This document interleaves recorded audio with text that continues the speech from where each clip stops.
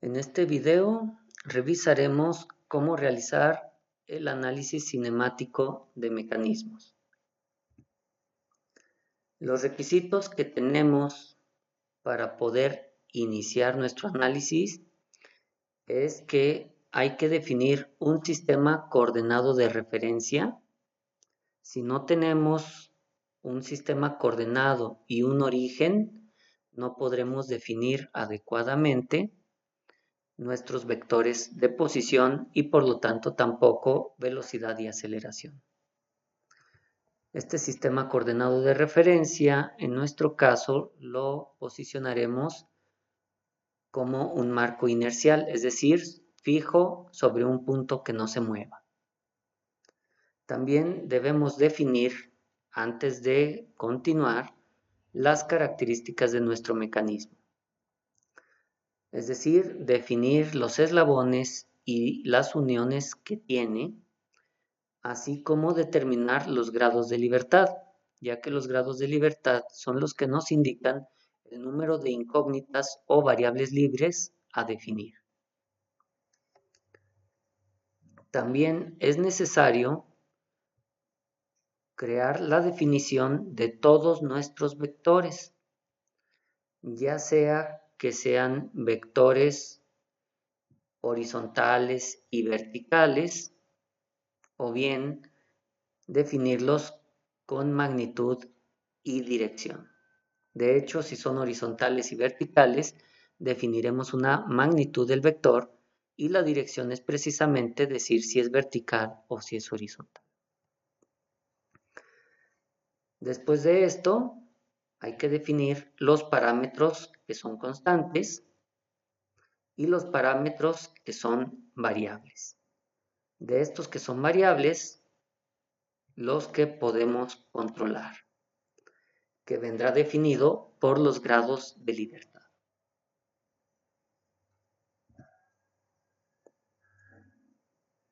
Bien, entonces, los consejos. Debemos utilizar puntos fijos definidos por nuestras uniones. De ser posible, siempre hay que considerar que si no empleamos toda la información de una unión, podemos perder información y por lo tanto tener más incógnitas de las que podemos manejar. Debemos aprovechar la geometría existente. Por ejemplo, si algo es vertical, si es horizontal, si es constante, debemos manejarlo.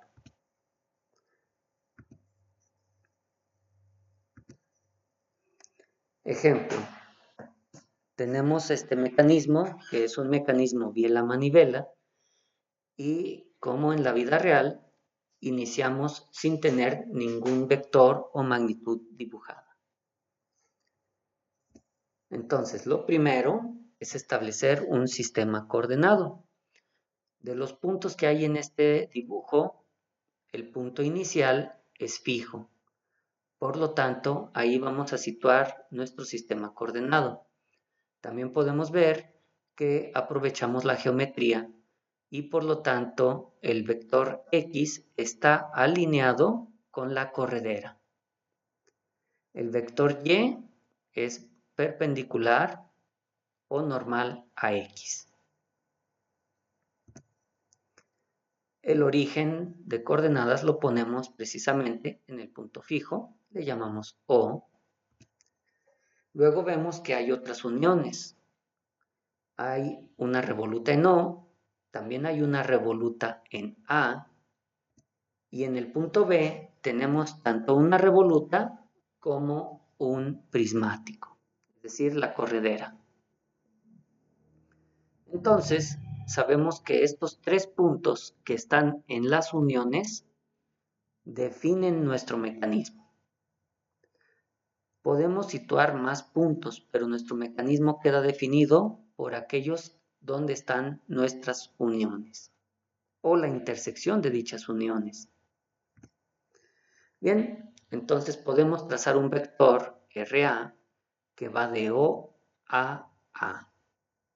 O, dicho en otras palabras, es la posición de A vista desde el origen. Este vector RA tiene una magnitud RA y una inclinación o dirección θA. Pueden ver que definimos un vector y el vector se define con magnitud y dirección. Ahora, para ir de A a B, tenemos un vector que tiene magnitud RAB y un ángulo θAB. Entonces, entre el punto A y el punto B, un vector definido por magnitud y dirección también. Y finalmente,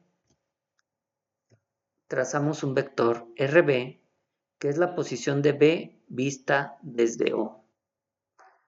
Podemos trazar un vector que vaya de B a O, pero lo común es que la posición de todos los puntos se mida a partir del origen.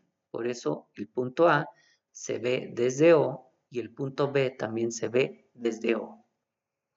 Ahora, para el vector RB solamente hemos escrito aquí la magnitud de RB porque su dirección va a hacer que decimos que el vector es horizontal. Esa ya es su dirección.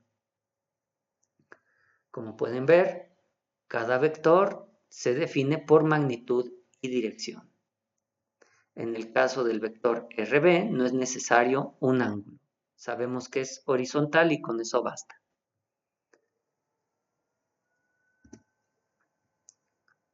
Ahora, si nos ponemos a analizar las componentes de los distintos vectores, tenemos las cantidades RA, RAB y RB, así como los ángulos de inclinación θA y θAB. Bien, de estos podemos identificar que la longitud de la barra OA no cambia, por lo tanto es constante, RA. La longitud del eslabón AB no cambia tampoco, es una barra, y por lo tanto RAB también es constante. Sin embargo, el punto B está sobre la corredera y el eslabón puede deslizarse sobre esta, así que la magnitud de RB es variable. Y las inclinaciones de las barras A y AB también lo son. Por lo tanto, tenemos tres cantidades variables.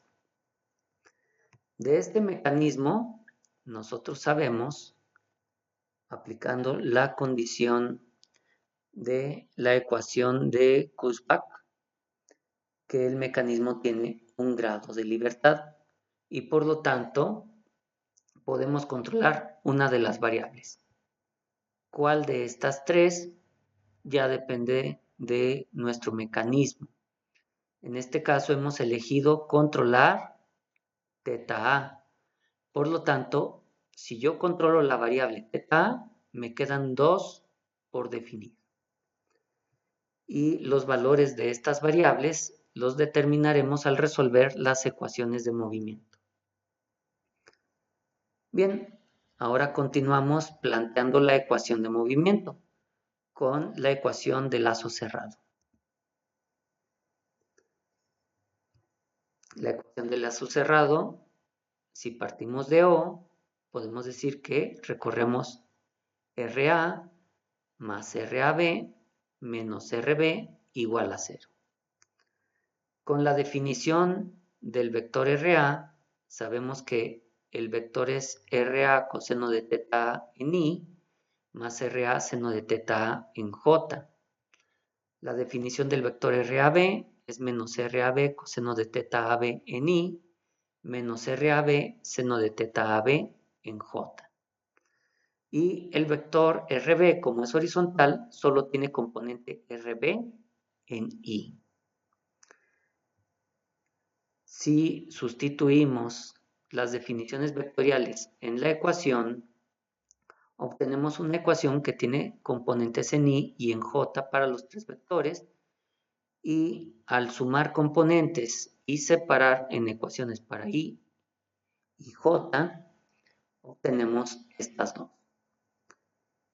En las dos ecuaciones resultantes podemos nosotros resolver las incógnitas, que en este caso son RB y θ AB, como lo expresa nuestra tabla de constantes y variables.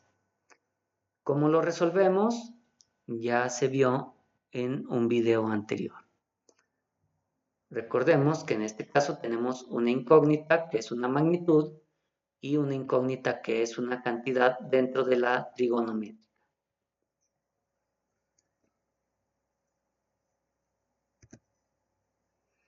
Ahora, ¿qué pasa si el mecanismo está inclinado? No pasa gran cosa, solamente tenemos que continuar con nuestro procedimiento de antes. Es decir, primero debemos identificar los puntos que definen al mecanismo y definir un sistema coordenado. Aquí el sistema coordenado lo podemos definir horizontal otra vez. No estamos aprovechando mucho todavía la inclinación de la corredera, pero la vamos a usar.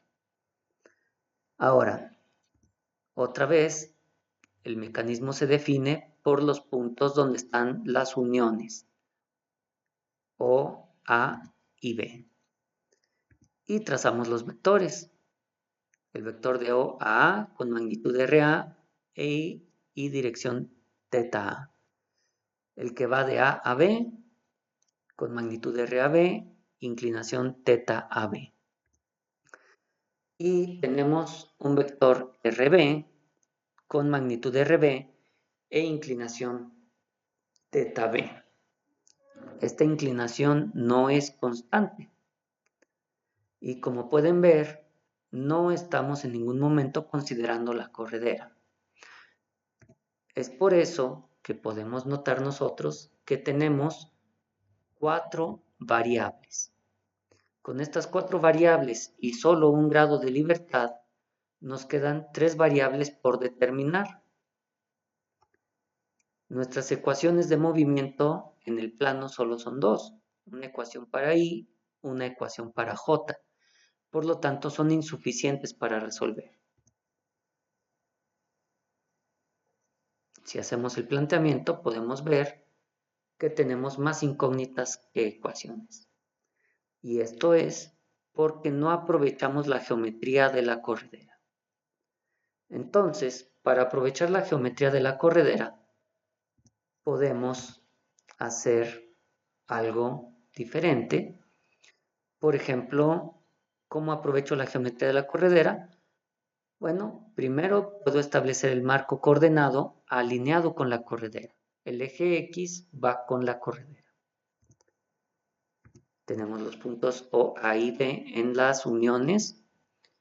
Ahora podemos ver que el vector A sigue con magnitud RA y ángulo θA. En el vector de A a B, RAB y ángulo θAB. Pero en lugar de utilizar el vector RB, vamos a aprovechar la corredera y vamos a descomponer RB como un vector que va de O hacia la corredera y un vector que va sobre la misma corredera. Estos dos vectores son perpendiculares. Entonces cambiamos RB por D más RBX y estamos aprovechando la geometría de la corredera. Ahora, son más vectores, pero podemos ver que D es un vector constante con una magnitud D constante y su inclinación es siempre en la dirección menos Y o menos J. RBX va siempre con inclinación sobre el eje X. Por lo tanto, no tiene más incógnitas que RBX. Podemos ver que ahora solo hay tres variables, de las cuales controlo una y debo determinar 2.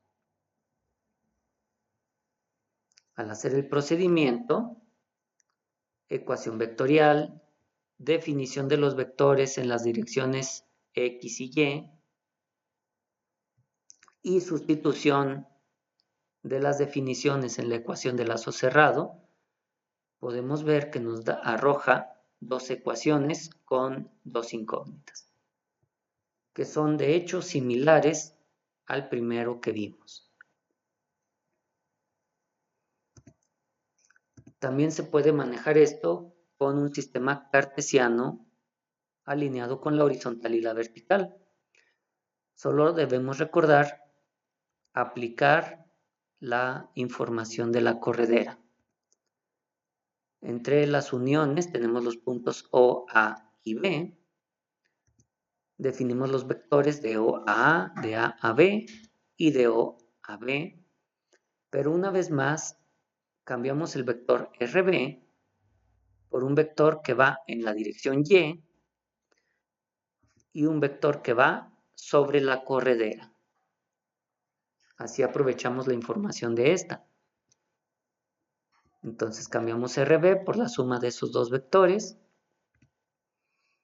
y volvemos a observar que solo tenemos tres variables, de las cuales controlamos una, por lo tanto hay dos incógnitas. Al hacer las sustituciones, observamos que otra vez puede resolverse. Entonces aprovechamos la geometría. El vector D va en la dirección J y el vector RB, o en este caso RB1, más bien, va sobre la corredera. Aprovechamos las geometrías.